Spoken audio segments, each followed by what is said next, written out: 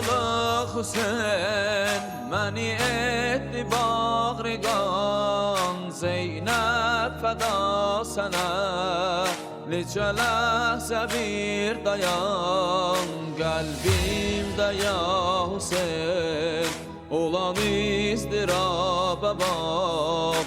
Ruhum gedir mənim necə etmeyim fəqat. Dayan oğlu ölen garibim, dayan gönlünü al Habibim. Dayan asgari al tabibim.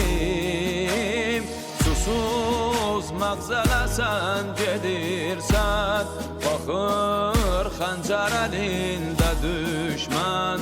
Dayan boğazımı öpünmez Hüseyin kardeş, Rüqəyyen ağlayır gitme. Məni baqi canı dağlayıp gitme. Hüseyin kardeş, o səhrada çok aldı derdu gəm kardeş. Feraginden yanır ehli harem kardeş. Feraginden yanır ehli harem kardeş. Sen olmasan eğer çoxalar qəmi bəla. Hüseyin qəmçilə öldürər bizi qövmi əşqiya.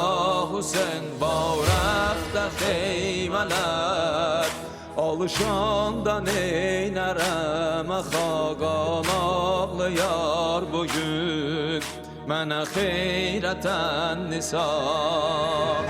Dayan yüreğimin safası, dayan gözlerimin ziyası.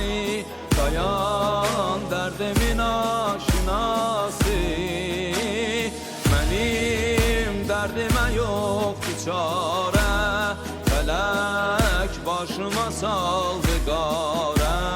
Dayan bir danışaq dübarə. Hüseyin kardeş,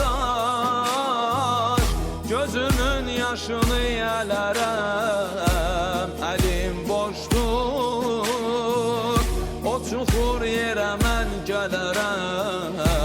Hüseyin kardeş, boğazındaki yarından öpərəm, qanın silərəm. Dayan kardeş, dayan kardeş,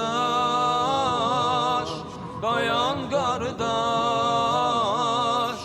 Dayan kardeş gitme, dayan kardeş.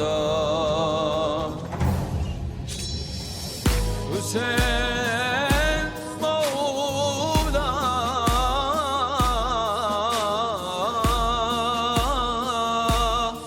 Hüseyin